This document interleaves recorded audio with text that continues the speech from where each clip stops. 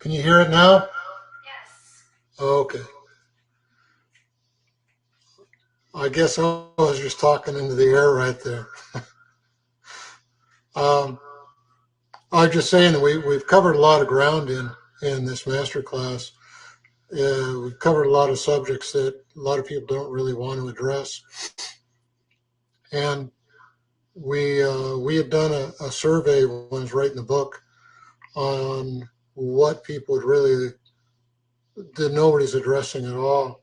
And that was the one on hormone dysfunction and what it does to intimacy. And Sarah Schlichty from Limeboy, her and I had been talking about some different topics that she'd really like to cover, and that was one of them. So, how do you guys like that talk? Any feedback?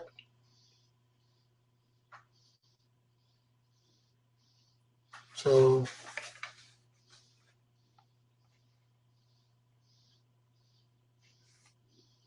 oh, oh yeah.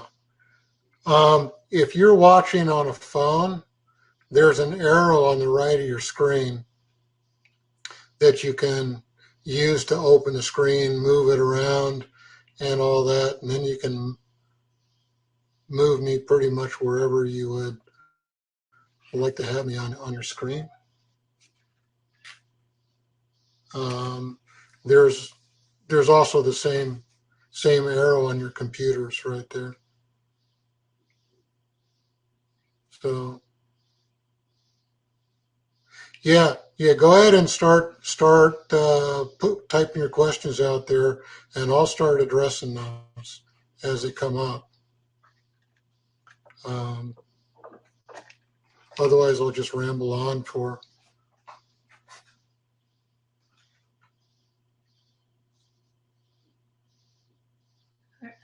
Otherwise, you don't see anything. Okay. They don't know how to type it in if they can't see it. Just a second. If they don't pull it over, they can't type anything in. All they do is see you. Okay. My wife was just telling me that if you don't pull the arrow on the right side of your screen, um, you might not be able to type in your questions.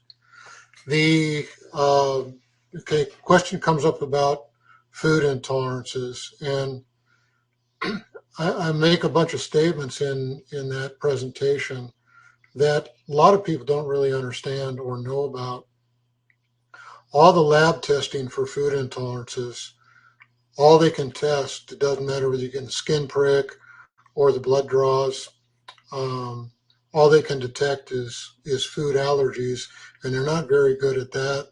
In reality, you're only getting a test for 2 to 3% of the food responses. The rest are all intolerances, and they don't know where they are. Those can be immediate. Um, some of the more dramatic immediate responses I've seen is rashes around the mouth actually start to occur within like 30 seconds of somebody eating something they're really intolerant to. That's pretty extreme, but it's not uncommon for food intolerance responses to be delayed anywhere from 10 to 21 days after you eat something. And it can take quite a while for those to clear. And the interesting thing about the food intolerance is once somebody starts to clear, it seems like they get more sensitive to those only because they were so toxic the body didn't know how to respond to it. But when somebody's really starting to clear from those, if and they're clearing pretty well, they've healed up quite a bit. If they have one dose, it might not affect them much. They might have a second dose and get a minor something. On the third dose, it can really knock them for a loop. But you look at some of the food intolerance responses. Eczema is one of those. It's pretty hard to connect the dots as far as that goes. Migraine headaches um, are are a huge response of food intolerances. Um, Migraine headache is actually a vascular response where the blood vessels they contract once, then they dilate. When they contract the second time, that's when you get an aura kind of a warning signal. If they dilate the second time, you get a full-blown migraine. So question arises in relation to that. If we can be intolerant to food, what else can we be intolerant to? Right now, with all the mass hysteria that's been going on with this, the pandemic that's out there with the COVID, if you've noticed in stores, and a lot of people are buying things online, a lot of the products are coming scented because they're using a tremendous amount of things in the air they think are going to sterilize this viral infection. Everything they're doing doesn't work. But they're spraying herbicides, they're spraying antibacterial stuff, antimicrobial things with all kinds of scents. Those scents are extremely extremely toxic. And essentially, the body responds to anything that's toxic to it. Water can be toxic when you have way too much. It's called drowning. And they've done some stupid contests in places. There's a few years back where they were having a water drinking contest, and women went home and she died. She diluted her electrolytes so much that her vital organs just shut down and she died. So even water can be a fairly toxic thing, but we look at hydrocarbons, those are really big. Solvents are really big. All of your scents. You see scent candles, you see all kinds of different things. Those are really, really big. A lot of your cleaners are very toxic. A lot of women's beauty products are extremely toxic. We tested somebody today. They were being reactive to coconut. Coconut is a estrogen disruptor. It really wrecks a woman's reproductive system and turns both men and women's hormones upside down quite a bit. Anyway, she was being very reactive to coconut, but she wasn't eating it. And it actually was coming in through the beauty products that she was putting on her face. So, we had to go through her whole beauty product line to find out what all that is.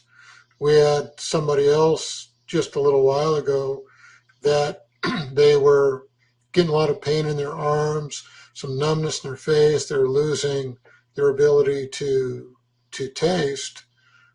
They thought it was from a reaction to supplements. We went through their house and expecting to find mold, but what we found was more environmental toxins in there. They had a bunch of cleaners under their kitchen sink, and as we started to go through the cleaners, the person's mouth started to go numb. Their face started to droop. Their lips started to lose control. They started to slur their speech, and got them out of there. Their water was really toxic. It had been cleaned the day before. They put it in a pantry that had a bunch of solvents in it, and the hydrocarbons just went through the plastic bottle and right into the water, made the water toxic.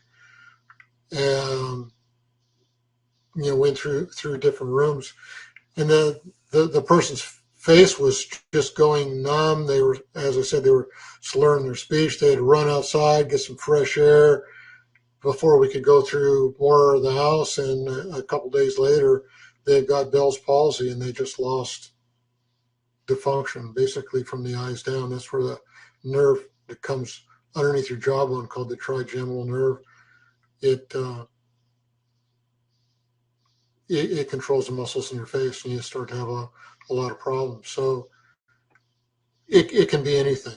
It really can. Foods are not the only thing. And there's different classes of foods that are extremely toxic. Corn is extremely toxic. Whenever you look at commercial growers of corn, they use atrazine to spray it down. Atrazine is an extremely strong, what they call a pre-emergent, that kills weeds before they sprout. and that's followed up with Roundup that kills weeds after they sprout, and they make the corn resistant to those two things. Well, atrazine, not only it kills that, but it gets into the groundwater. It will basically chemically emasculate every male in the whole animal kingdom.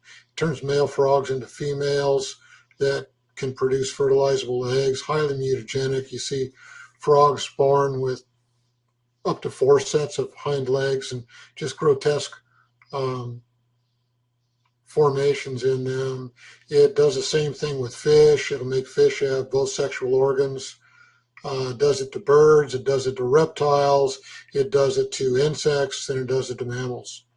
So anything that feeds on corn, the whole dairy industry feeds on corn, it's extremely toxic.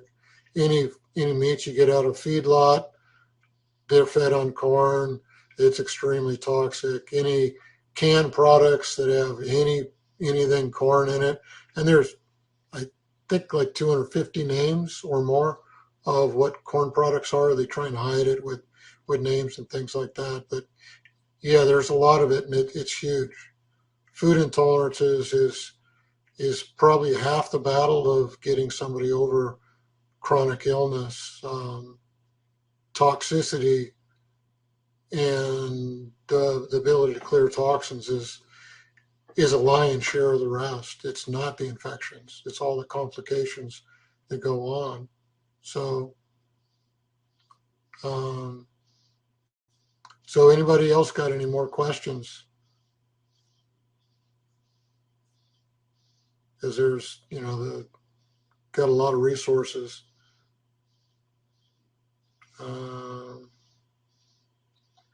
Okay, so question is, so how do we know what's good for us? That's a huge one. All the lab tests and the route of skin pricks and all that, those are at most 2 to 3% accurate. So that really doesn't work. The only real diagnostic tool that has value is muscle testing that's done with integrity. And muscle lab tests are typically anywhere from 0 to about 40% accurate.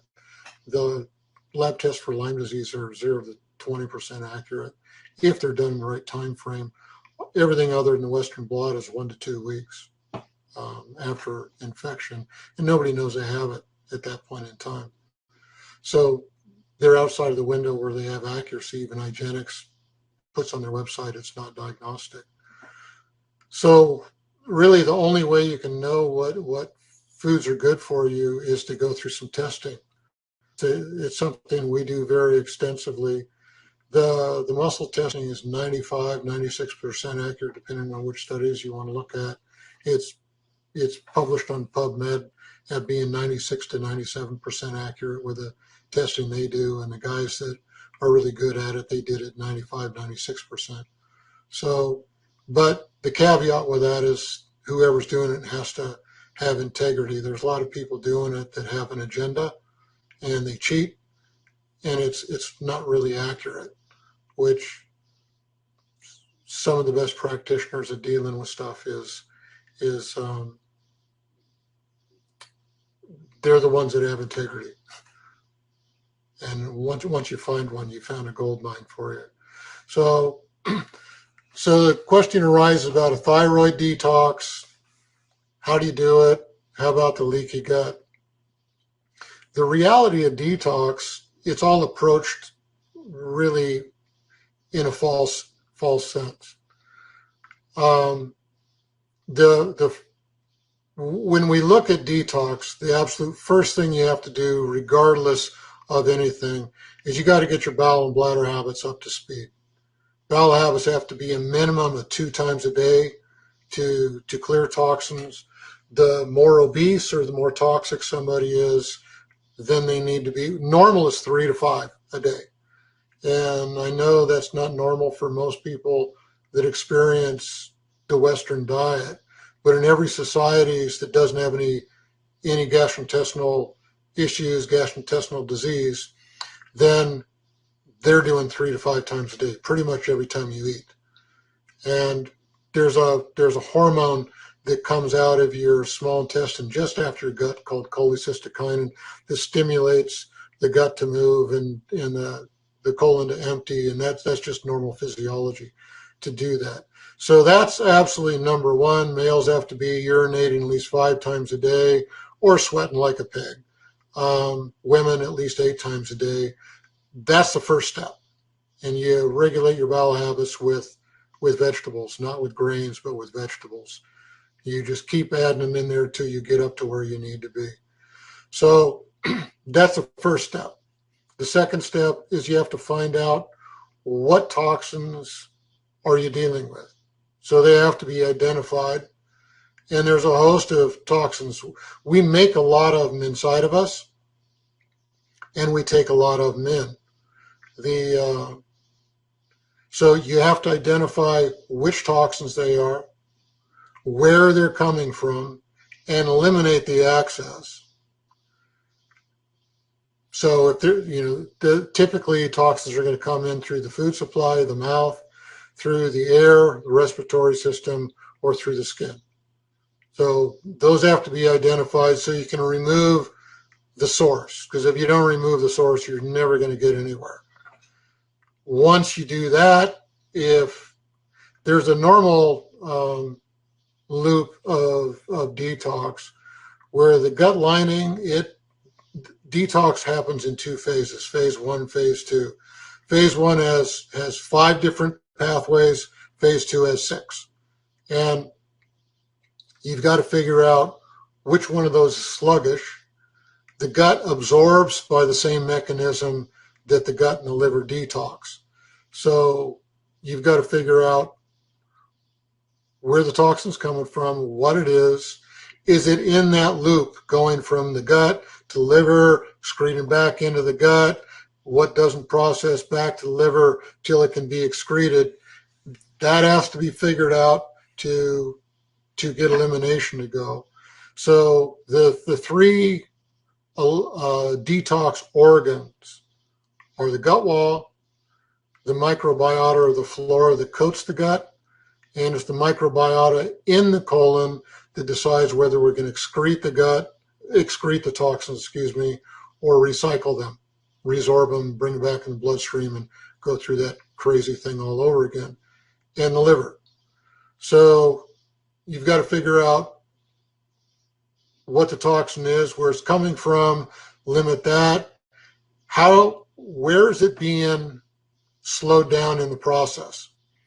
And how do you upregulate that? And that really depends on which aspect of which pathway it is, what you do. It's that specific, and you can't do a generic thing. The water fast, the juice fast, the lemon fast, almost everybody with chronic illness is intolerant to lemon. And adding lemon to your whatever you're doing is only making you worse. So that doesn't work. And celery is one of the most toxic crops made in America. The celery juice thing it's not a reality. It'll make you a whole bunch worse. So when you look at an organ like the thyroid, and it's a really good question. The thyroid and the adrenal are the 2 most reactive organs to toxicity. They're the ones that are going to shut down first. The hypothalamus up in the brainstem, that is what controls all the hormonal regulation. Whenever there's hormonal dysregulation, the hypothalamus is really affected by toxins also. So that's another big one. And you don't detox a thyroid. You clear the body of the intake of the toxins, the process of detoxifying, and increase the excretion, and the thyroid resolves itself. Thyroid bounces back way faster than most of the other hormonal organs. The one that really takes the longest is adrenal, because it works so hard. Adrenal's got a lot of jobs, and it really has to do a lot. So you don't address the thyroid. The thyroid's always reacting to something. It's never um, it's never primary in that the thyroid's just not doing what it's supposed to be doing. So when you add the other part of the question, is it a leaky gut issue? Whenever there's inflammation in the gut, it's going to leak. So the things that cause inflammation in the gut, if we look at the context of Lyme disease, if somebody went to a doctor and got the typical script of doxycycline or amoxicillin, those are the two biggest ones that they do. Doxycycline's by far the largest.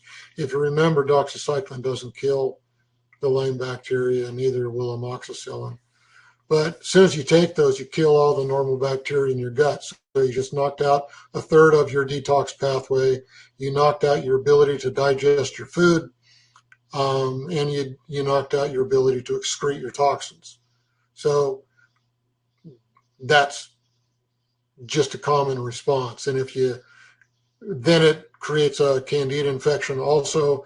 That's a secondary issue. Candida excretes a real major toxin called acetaldehyde, which is 7 times more toxic than formaldehyde.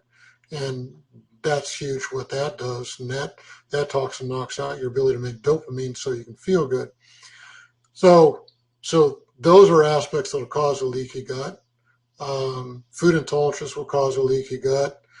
When we look at rickettsia, it's a bacterial parasite that invades the linings of different things. So it'll invade the lining of your blood vessels, your respiratory tract, your gut, your reproductive tract.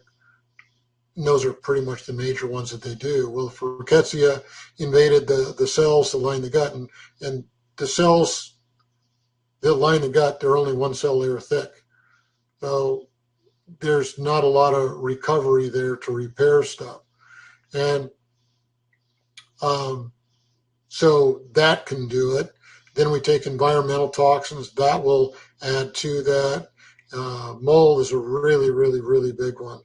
If somebody has chronic Lyme disease, you can guarantee they've got a candida issue. And candida comes in 4 forms. It's yeast, mold, fungus, and fungal parasite.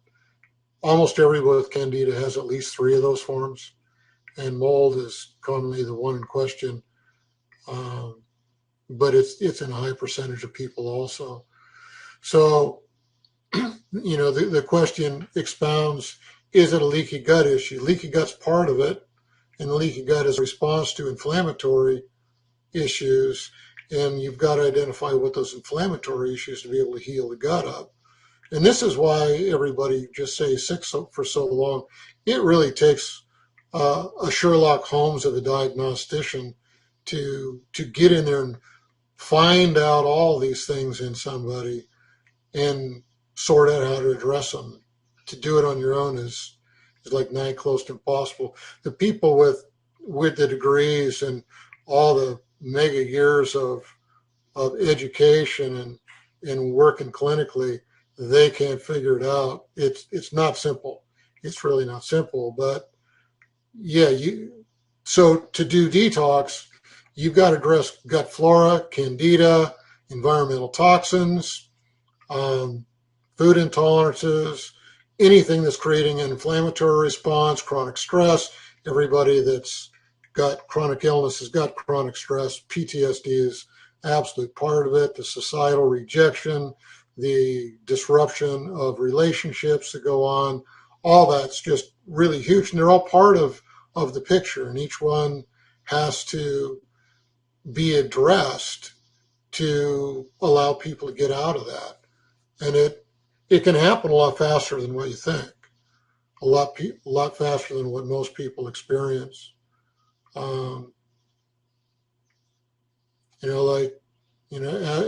For instance, even with somebody with a real chronic case of Lyme disease, it's pretty easy to clear that in close to 6 weeks. So somebody asked a question, is diarrhea a sign of detox? And that's a really good question. I was talking to somebody who got one of those Tesla bio healers, actually two people. And one of them, after a few weeks, got some severe diarrhea, got to the point where they couldn't function at all. Some paramedics were called. They checked her out. They couldn't find anything wrong. What was really the cause? They eventually got an ambulance ride to the hospital, and they got a fictitious diagnosis of COVID pneumonia. But the lungs were clear when the paramedic checked, and all kinds of things. And since when is diarrhea a sign of pneumonia? And essentially what happened with the person, they got a hold of their caregivers in the hospital, looked at the lab work, and the electrolytes were obvious that they'd really lost a huge amount of electrolytes. And I asked if they could change one of the electrolytes they're doing from one form to another and put the dose up pretty high. And we also got them on distilled water instead of the hospital water. Within 2 days, they were off of oxygen and started to get strong. And 2 days later, they were released from the hospital. Never was pneumonia.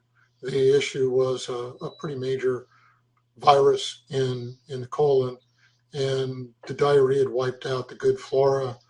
And hopefully the person's going to want to fix all that issue. So detox, diarrhea, it's a sign that you're doing something wrong. All the herxing is a sign that somebody's doing something wrong. Of all the things that make people crash that we've seen, and this is after working with thousands of people well over 3 decades. We got close to 4 decades of doing this.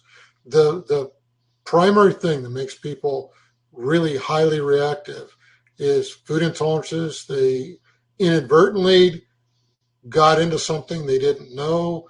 And we had somebody just walk past a food court in a mall, and just the aromatics of things they're intolerant to in the air created a food intolerance response in them, pretty strong too. So, it can happen through your soaps, it can happen through your cleaners, it can happen through basically anything. But all those have to have to be addressed to heal all that up. You can't just do it one piece at a time. So somebody did a part question. Let me see if I can see what that is. Okay, that was one that was already there. So how about other questions? Anybody else got some more?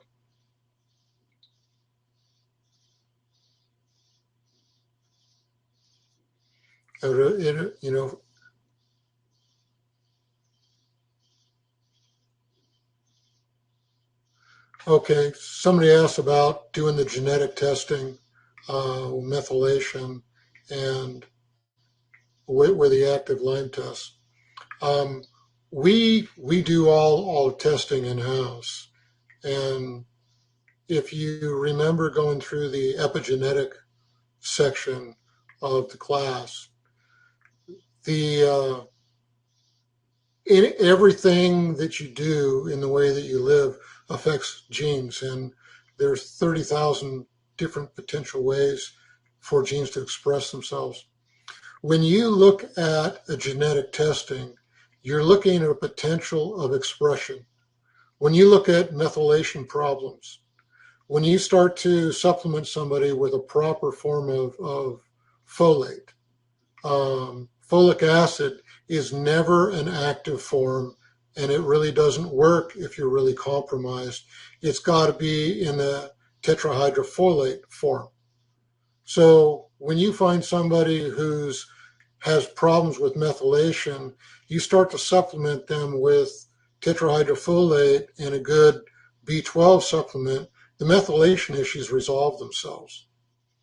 And the reality of that is the testing doesn't tell you how to address it.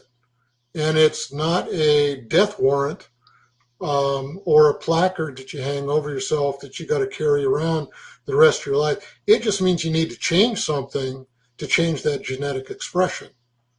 And once you do the proper detox, you add the proper nutrients, that genetic expression changes and it normalizes. So,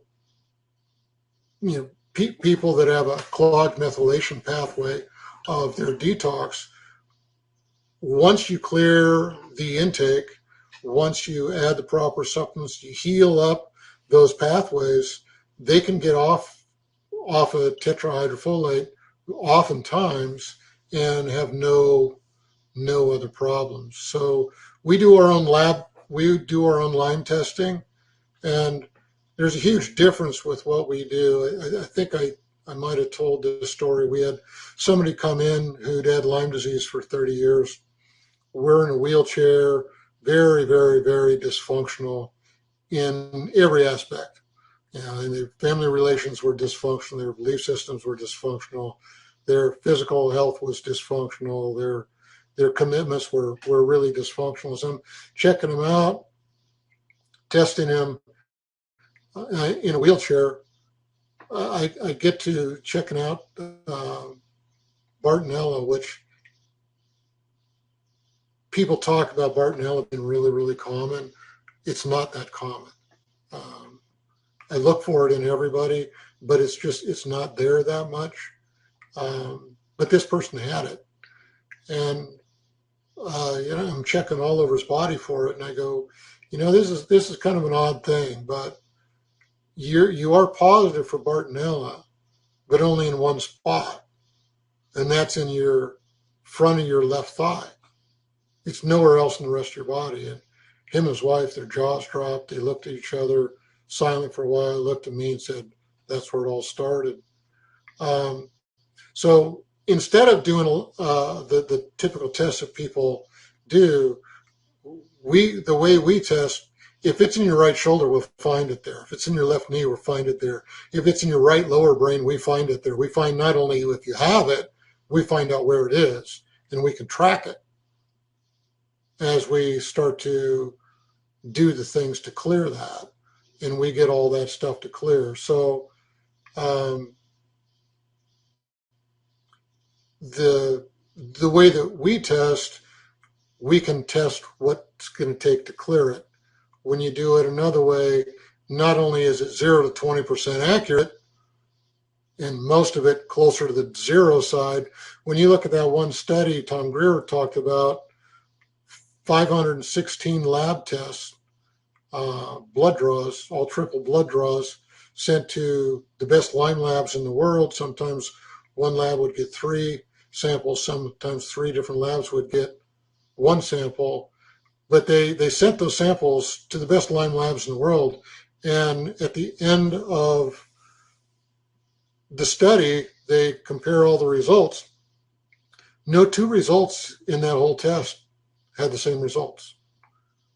So even if all three samples went to the same lab, no 2 test samples were the same. That's how inaccurate they are. People are trying to hang their hat on something that's very expensive and extremely inaccurate, 0 to 20% accurate. The best Lyme labs used to publish their accuracy, and they took them off many, many years ago. So we've got a better way of testing it. And the way that we test it, it allows us to find it. And we've figured out a way to do that at a distance so that the accuracy that we do things with, it doesn't matter whether somebody's in the house or not. There are some aspects that it's actually an advantage to do it in people's homes, because that's where we can go through their homes. We can go through their food supply.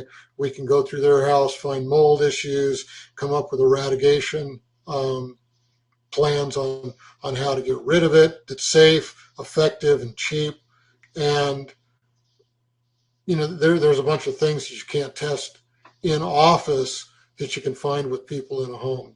There's a couple measurements I can't get in people's homes, but we figured out a way to do that. And when Lord was moving us on a few years back, people were asking us to figure out a way to work with them at a distance. And so we started doing a split test of working with people at a greater and greater distance. And in the end of that testing, we were testing people, doing complete evaluations blindly at a distance. And then we're hooking them up through quantum physics, through electronic device, typically a phone. And, it's electromagnetic thing. And it's actually pretty simple, but you just hook them up electromagnetically to do that.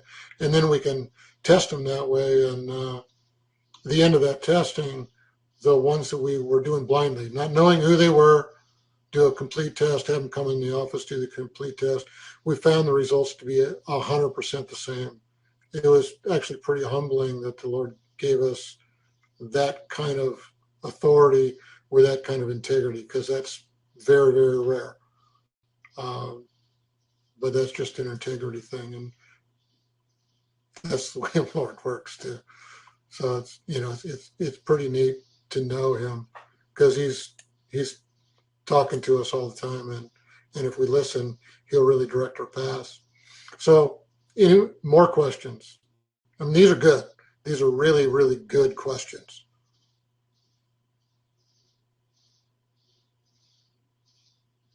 Now, I'm going to take a drink so I see somebody's typing.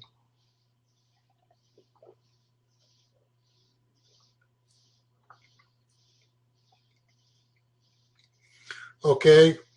Question asked, on average, how many supplements do your patients take? The real answer to that is it's all over the map.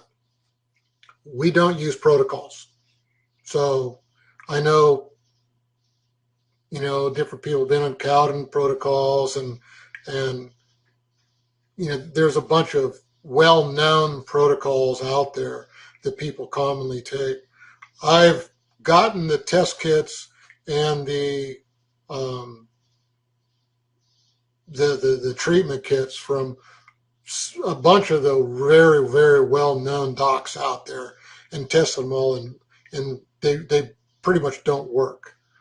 We don't use protocols like that. So you don't get a generic sheet of paper and do this, we're going to check you in a while. We test everybody specifically for what's going on inside of them and what they need to heal. It's not uncommon for us to work with 3 people in the same household, and they're all doing something different with a pretty similar diagnostic picture. So it's all over the map. We're just working with 2 friends that got pretty similar issues right now, and one's taking twice as much as the other one is. So it really, really, really depends. We've had several people come in with literally backpacks full of supplements, and they have a great big sigh of relief because they're doing a lot less with us and actually getting healthy with us than with all the other things that are out there. So, and it also depends on how long they've had it. If somebody just got bit and they're pretty healthy, and Lyme's trying to go there with the co-infections, they might be only 2 or 3. Especially really young kids like infants and all that, they can be on a very, very small amount. And there's other people, they might be on up to 15, but it's usually not that high. It depends on what their needs are, and those needs change as they heal, and they decrease. They're not on that the whole time. So it varies a huge amount, and we don't really know till we do an evaluation where that's going to be. So you can about guarantee that if you're chronic, it's going to be a lot larger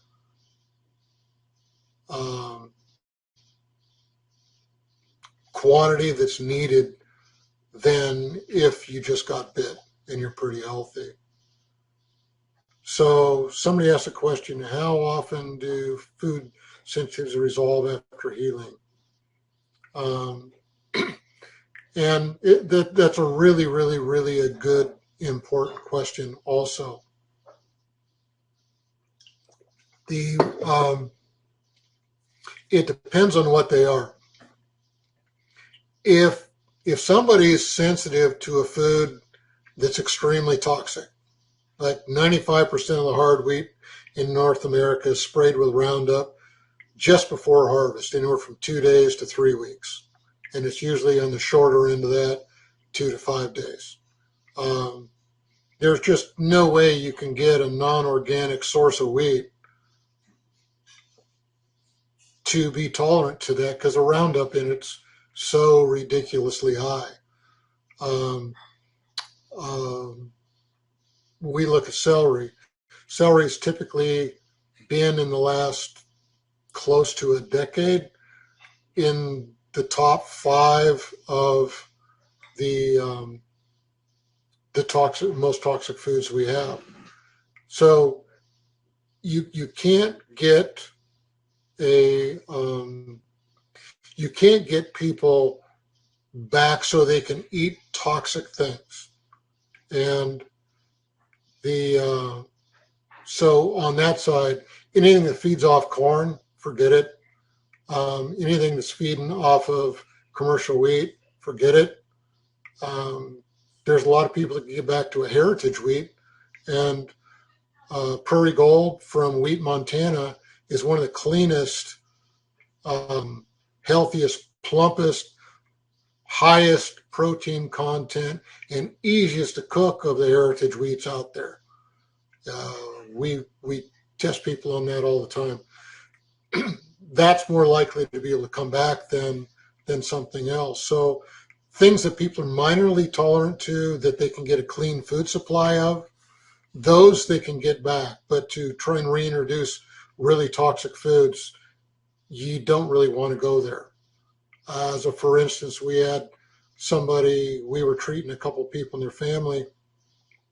They were getting really healthy, and this person was just afraid to start. And talking to them one time, they said, well, I didn't know what I had, but my spouse finally figured it out. I've been having seizures since I was a child, and I'm afraid that what you do is going to start those. And I said, no, it should start them.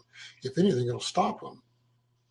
So they finally started, we started working with them, and things cleared up, and they came in one time, and I'm checking them out, and I go, wow, you just had some dairy, and you're highly reactive to it. And they look at me and go, no, I haven't had any dairy. I said, well, your testing showing that you've been exposed to dairy, you've had it recently, and you're highly reactive to it. Well, I can't think of it. I haven't had any dairy. A week later, I got a very meek call from that person. Very quiet voice, and they go, Dr. Brad, you remember the last time I saw you said that I'd had some dairy? I said, yeah, I remember. And I said, well, I couldn't figure out what that was. We had been to a couple of social events. One was, I think, a funeral, and I don't know if the other one was a wedding, but a big gathering like that, and they had the typical food that was there. And this person ended up having 2 grand mal seizures. And they reflected back, and they'd had dairy at both of those gatherings. One was a wild rice, which is almost a cream base, and I don't remember what the other food was, but just after they told their heartfelt story, and I mean that's a hard one. It's a really hard one. Those are scary. I said, well, I guess you don't want to retest that one, do you? And it's the same thing with migraines.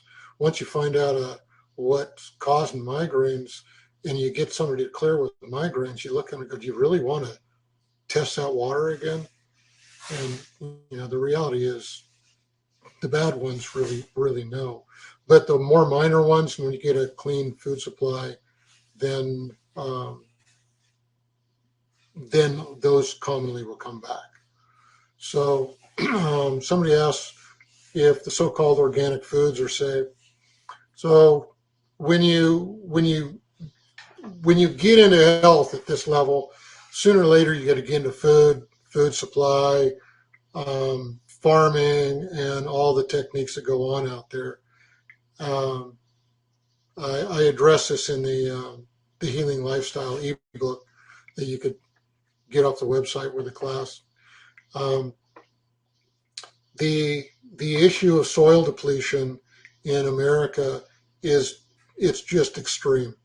There's a book called the Kellogg Report that was written back in the 80s, where it's going through the congressional record way back in the 30s of soil depletion in America. And they're concerned that the ability to produce any food in America with food value is seriously impaired in the 30s. It's way worse now. Because back then, you had small farmers doing 40 acres, spreading manure, putting organic matter back in the fields. Now you have one man doing 3, 5, maybe 8 or 10,000 acres by himself. The water erosion from with a topsoil loss is just astronomical. Nobody's putting organic matter back in the soil, and nobody's feeding the plants what they need. Our highest need of mineral in our body is calcium. It takes 5,000 pounds of elemental calcium per acre to make really nutrient-rich soil. I just built 20 yards of compost to spread over all the gardens that we have. I put 1,000 pounds of high calcium lime on that. And the people I got it from thought I was nuts. Said, you're going to destroy the pH of your soil. Nothing's going to grow on it. Put 1,500 pounds of nutrient things in 20 cubic yards of compost. I did a pH test. 6.5 to 6.8 is perfect. It was 6.6. And the person that told me I was nuts, jaw dropped. They couldn't believe it. Said, how'd you do that? Lime is not to change the pH, it's to add calcium. So what makes foods nutrient rich is the nutrients in the soil. And the only place you really get nutrient dense soils is going to the local farmers market. You can talk to the people, you can find out who's feeding their ground and who isn't. Buy your produce from them, and you're way safer. Quit buying meat at the grocery store. Get it directly from farmers. It's way cheaper. You can get T-bones for the price of hamburger from a farmer. Which it's a lot better that way. So when you look at the organic food industry, that's changed a lot over the years. When I was younger, it meant something. Now it means nothing. We've worked with a lot of people who worked in the organic food industry. They're still using Roundup. The wineries out in California, they can spray Roundup in between the rows. The only restriction organic has now with using the same herbicides and pesticides that are out there in commercial farming, they can't spray directly in the plant, they can spray it around it. They're using toxic water supplies. They have toxic plants around them. The cross-contamination is huge.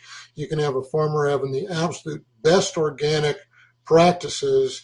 It sends off to the processing plant, and the processing plant doesn't have to wash off their lines of the toxic load of commercial stuff that just ran through it, and they contaminate everything. The way they package it, it contaminates stuff with toxic plastics and all that. So the industry isn't what it is. There are some companies that have a fair amount of integrity, looking at local co-ops and all that. Some of the bigger suppliers in where we used to live for the local co-op had the most toxic crops. They were worse than commercial. So you really need to know your growers and talk to them. If they're feeding the soil with organic matter and dumping a ton of calcium into their soil and doing things to replenish it, that's huge. When you look at an organic farmer, he'll typically compost, and a commercial farmer typically will use spray, putting on NPK, nitrogen, phosphorus, and phosphate.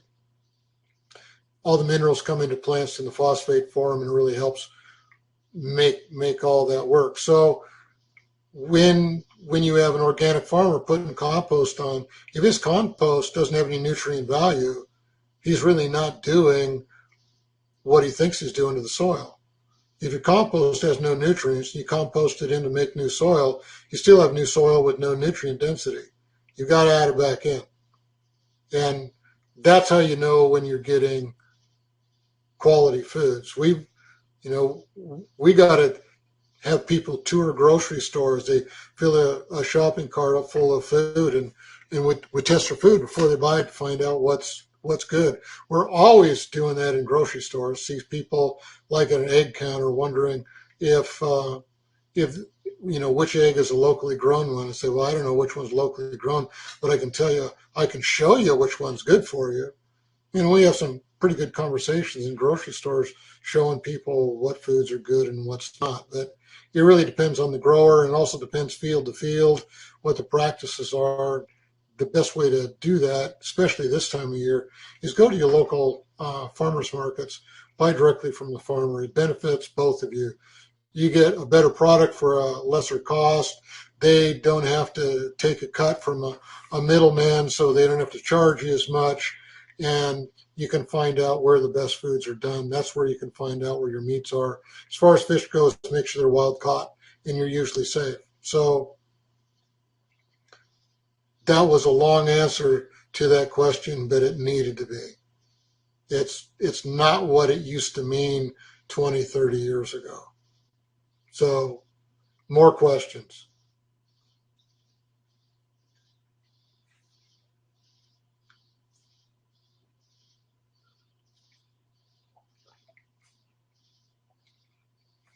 Okay, they're asking about water. The highest energy water that you can have is steam distilled. On our website that you guys have been on, if you click on the link to the product page, there's a real good home distiller unit there that's all stainless steel. It's got a silicon gasket on the inside. Everything else is stainless steel. It typically will do a gallon of water if you put hot water in it in about 4 hours. And it's good to put a timer on so you don't let it run all out of water, because it'll create a sludge on the bottom. Buying it from a grocery store this time of year with warehousing, the heat index across the nation has been so ridiculously high that it's making the plastics leach into the water, and that contaminates it. So that's not really all that good. When we look at water, the minerals in the water, we cannot absorb minerals in rock form, neither can plants. The mycorrhizal fungi and the flora inside of the soil convert all the rock form minerals into phosphate form so a plant can absorb them. The phosphate forms are typically bound up in the cell walls in plants, and we can't absorb those, but we can absorb the chelated forms, which that's where things like calcium gluconate, citrate's really one of the best ones out there. Hydroxyapatate's the best one for rebuilding bones, citrate for all the other tissues. So when you look at the water treatment filters, the only water treatment filters that actually work are going to be like 2 micron or lower, and they're going to be a carbon charcoal combination filter. So there's different whole house systems that you can get for that. Aquasana is one of those. It's a really a clean system, and that brings something up when you're taking a shower. If you're showering off of city water, all the toxins are atomizing in the steam, and you're breathing that through the lungs and absorbing it through the skin. So it's really good to do a whole house system instead of a pitcher. But the best pitchers that are out there are Zero, and the Zero filters, those are on our product page too. So yeah, it's typically when people are real sick, distilled water is a real shot in the arm to increase their energy and to increase the effectiveness of everything that's going on. When they start to heal, they can typically do about 50% distilled and 50% filtered, and do really well. If you got a really good filtration system, you can do 100% filtered. So, it really depends. The deeper the well, the more minerals it picks up.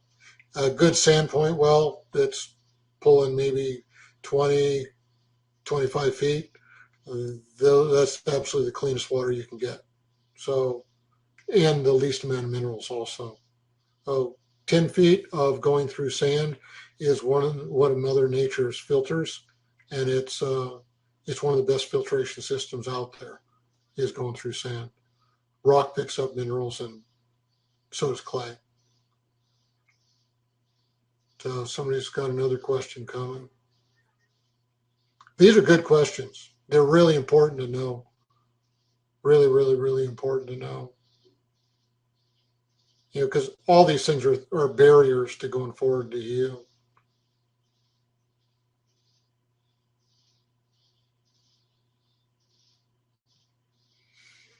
So while they're typing, I can say, there's a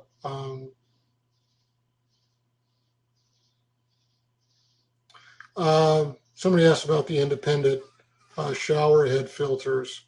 When you look at the complexity of what it takes to filter something, a filter that's the size of a shower head isn't going to allow enough volume to go through it and do a filtering job to allow you to take a shower and get clean. It'd just be a drip. Zero is the lab tests have proved that out to be one of the best. It's way better than Berkey. Um, it's really huge, and we test people's water through them all the time. It's the cleanest pitcher type of filter that we know of, and you see how slow the water comes through that filter. You pressurize it, and it's not going to do all that well. So somebody asked about natural spring water.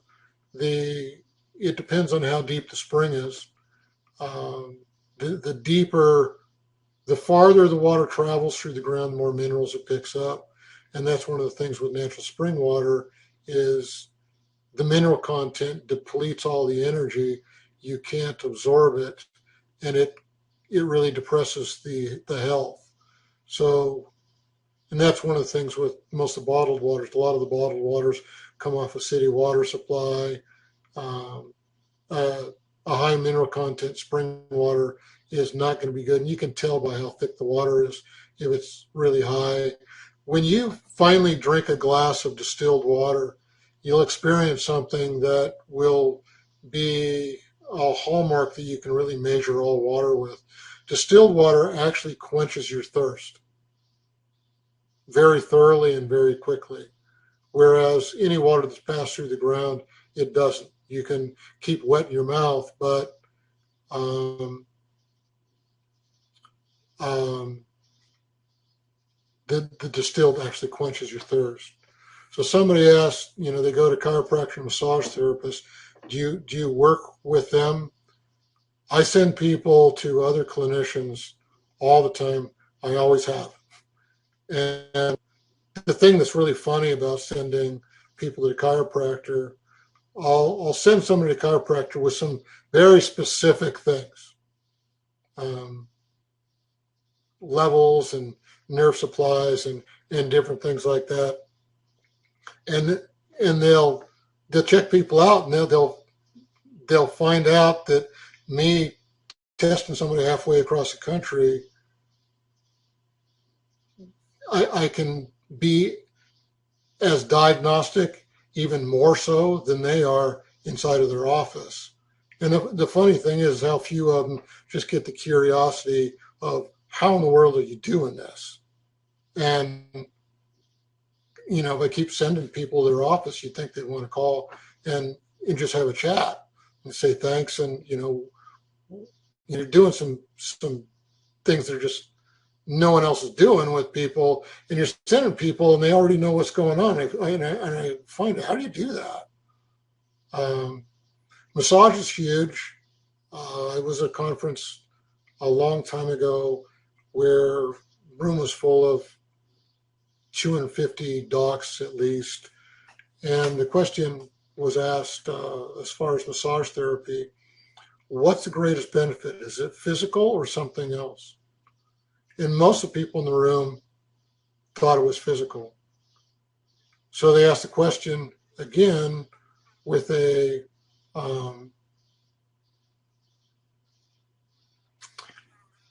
twist to it. Said, okay, I'm going to ask the same question, but I only want the docs that actually have a massage therapist in their office. Is the massage therapist, is their work, is it primary physical or primary emotional? It was unanimous of all the docs that had a massage therapist in their office. It's mostly emotional. As the massage therapist is working on them, it releases all kinds of things, and they just pour their heart out. A good massage therapist has got a real mantle of counsel, and you just pour your heart out to them. It's not that the physical side doesn't have any good, but both aspects are going on, and a good massage therapist has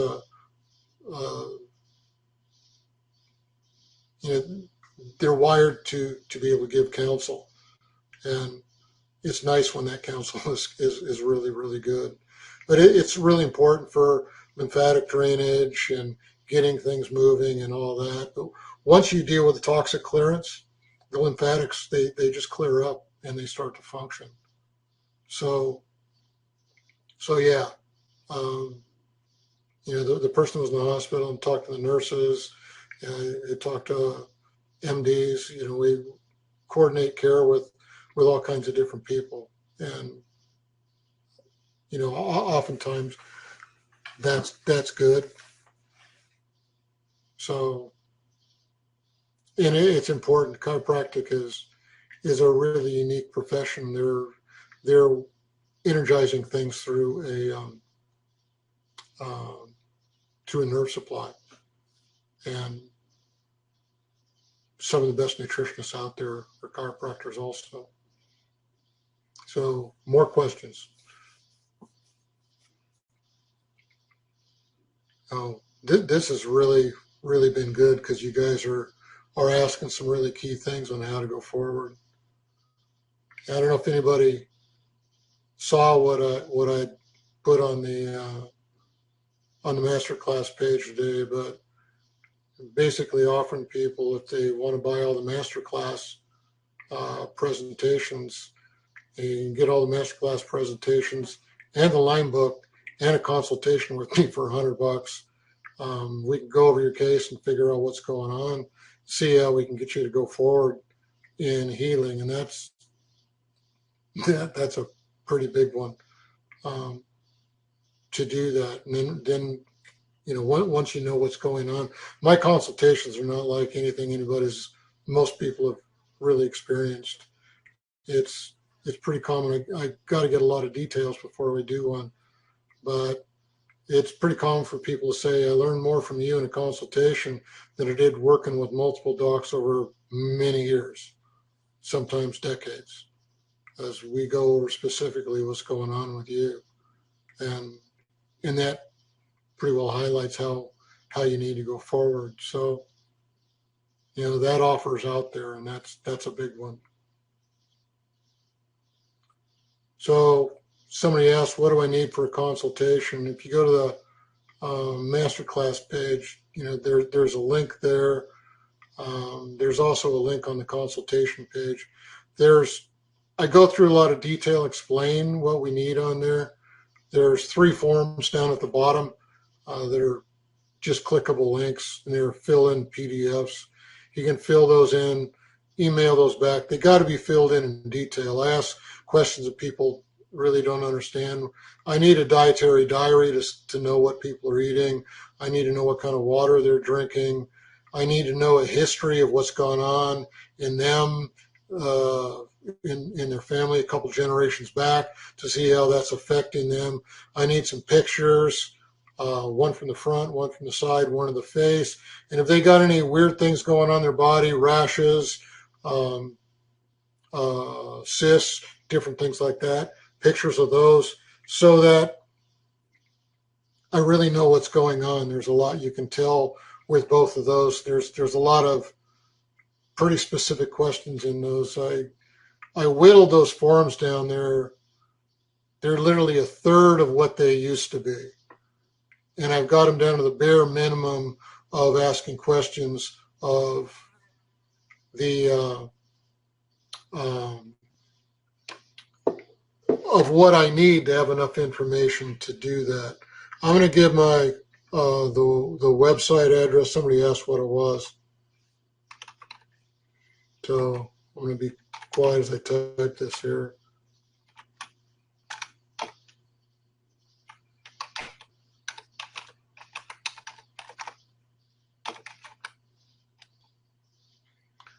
Okay, that's the website right there, and yeah, it's also on Instagram. If you look in our bio on Instagram, and I don't know why that didn't show up that way. For the masterclass page is here.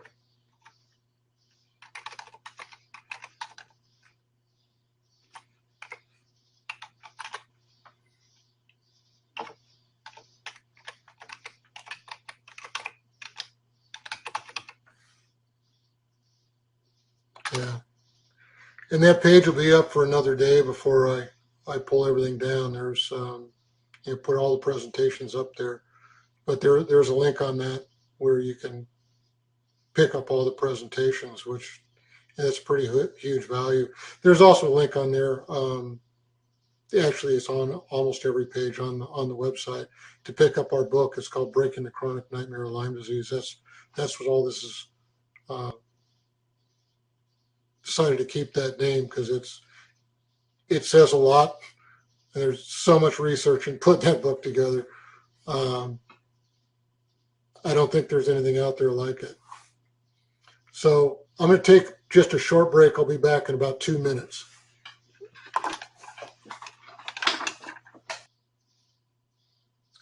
Typically, the consultation I'm trying to discover what organ systems are affected, the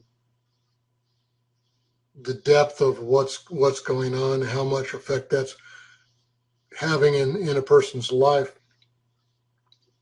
so that it gives me a real good idea on what we really need to deal with and approach on going forward with things.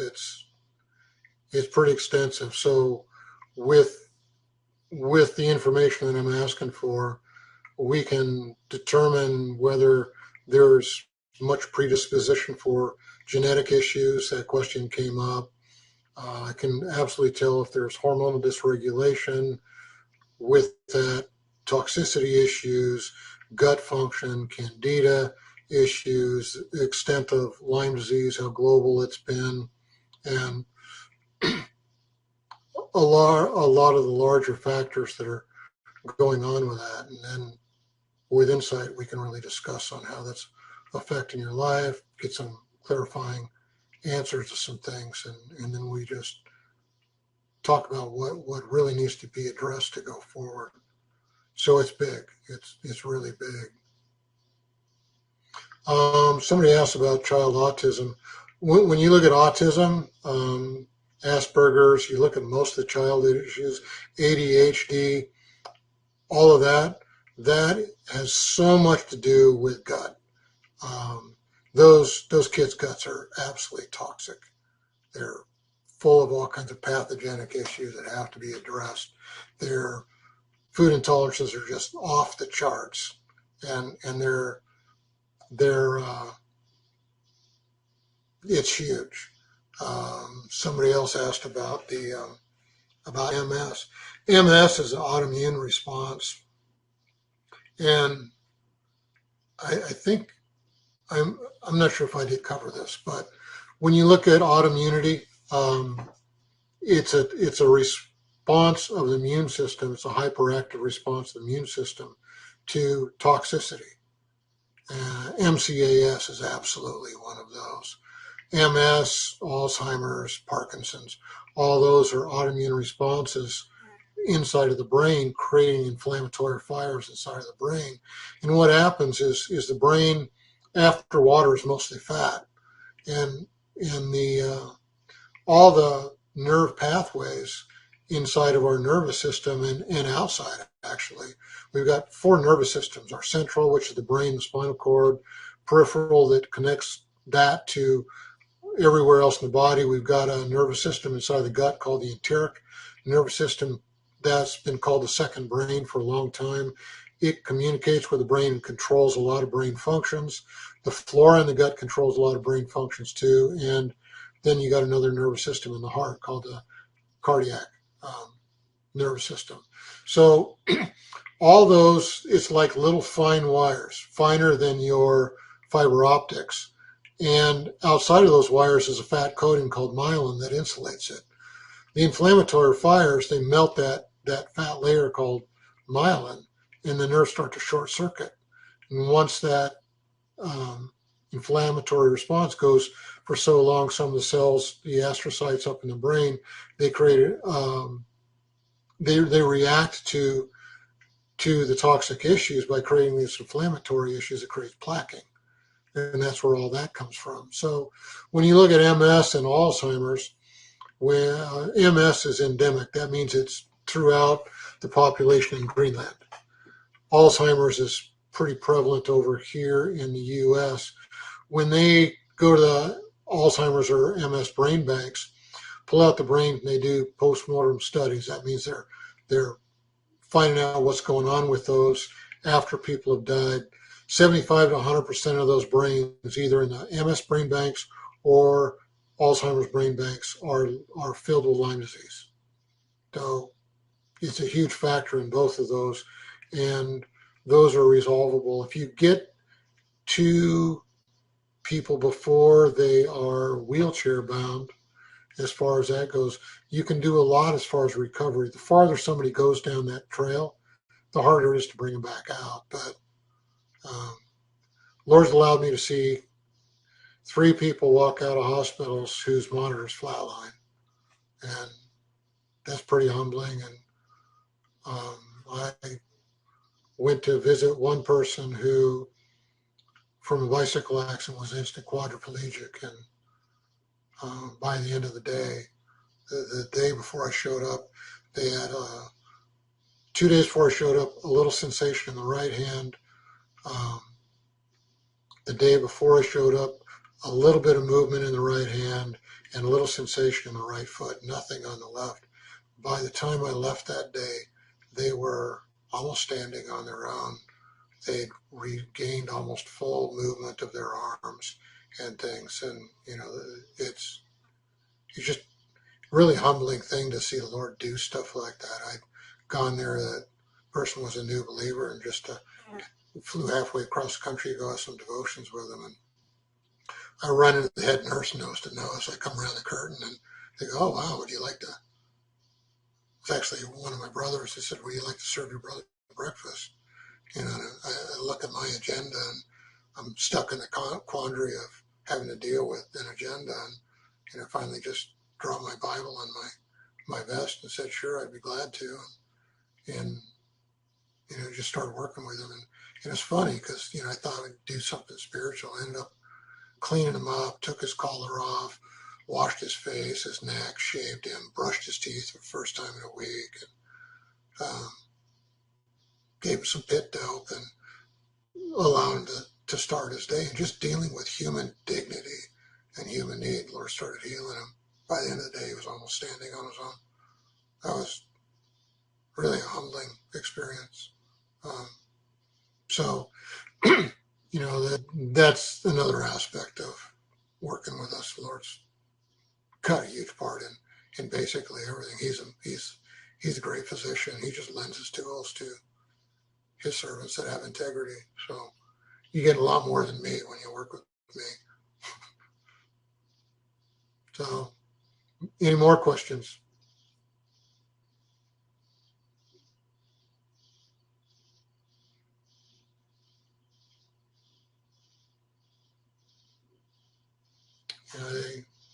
The look at Alzheimer's, and they're saying it's diabetes of the brain, and there's a whole bunch of different factors. People trying to put their finger on things, and it's a lifestyle issue.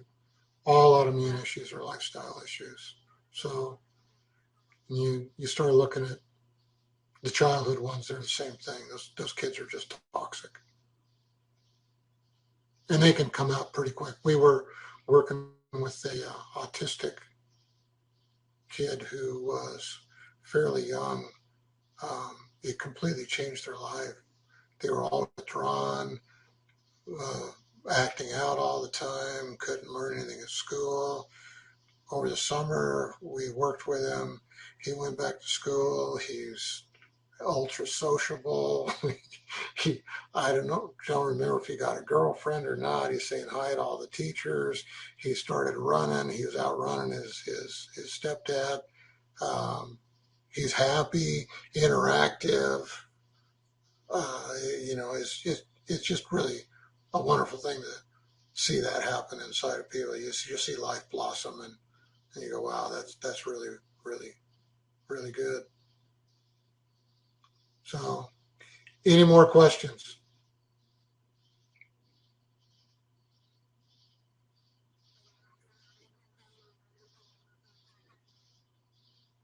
It looks like we addressed everything that's on the top of people's heads anyway. So we'll go ahead and close this off. The master class will still be up for a day, and that offer with the consults out there, really be worth your while if you really want to get healthy. So looks like somebody's bringing one more question in. We'll see what this is. Yeah, yeah. Somebody says thanks. So yeah, thanks for showing up. This was good. I hope this helped out a lot. And one of the realities, you can heal. It's not as impossible as most people make it out to be. We've that's one thing. We just get everybody's failures. Even the best medical institutions in the country, we get their failures, and we beat them out consistently all the time. One of the worst ones of those was a guy that had autoimmune issues eating up his lungs, and he'd go down to Mayo, and they'd do their crazy things. He'd come up to us, and in a matter of a couple of weeks, he'd be breathing and run around, living life, having fun. He'd get off of that, do stupid things, and go back down to Mayo, and they'd do their things. The last thing they threatened him with was a total lung transplant. And I don't remember what age the guy was, but I think he was in his 40s or 50s. Total lung transplant. He came back in. We worked with him for a matter of a few weeks, and uh, they're doing fine. But they just didn't have the commitment to do that. Somebody asked if I'm the only one that does what I do. People have asked me to train others up. We were on a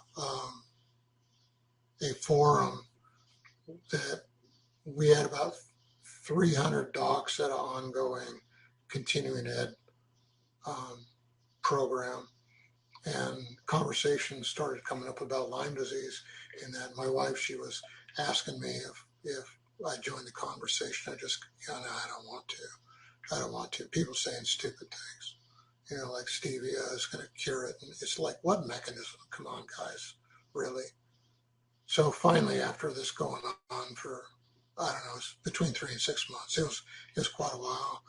She finally convinced me to respond to him. And so I said, okay, guys, this is what I am. This is what I do. Here's some published articles on people we brought out of the absolute pit as far as that goes. And they're completely healthy again.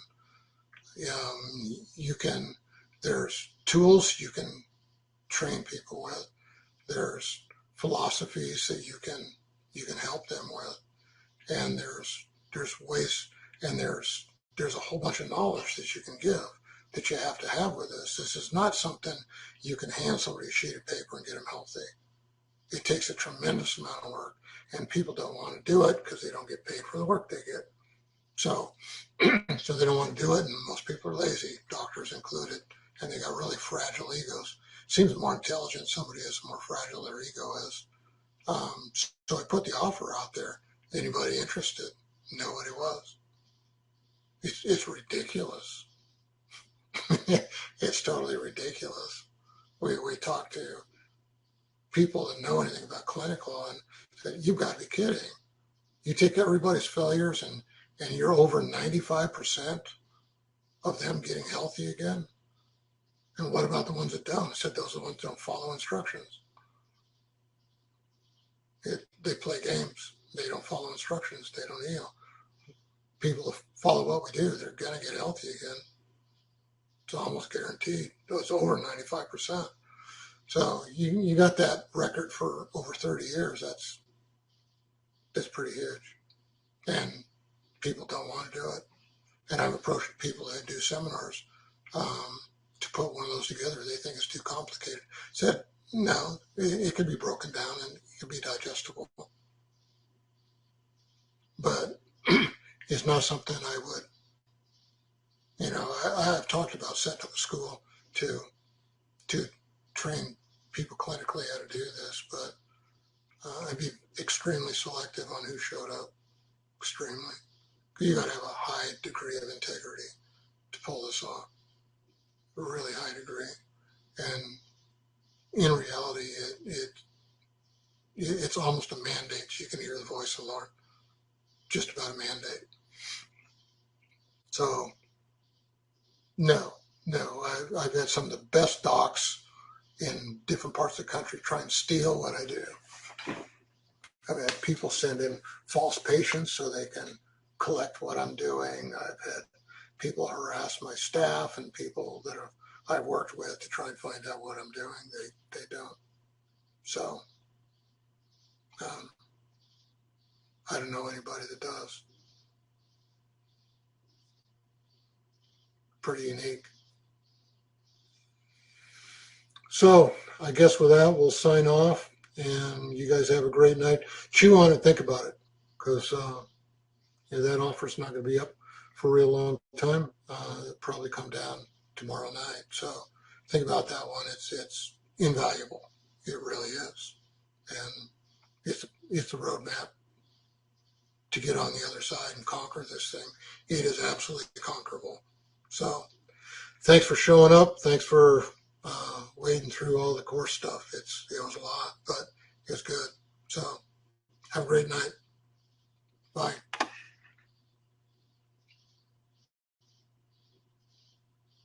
Someone's saying something.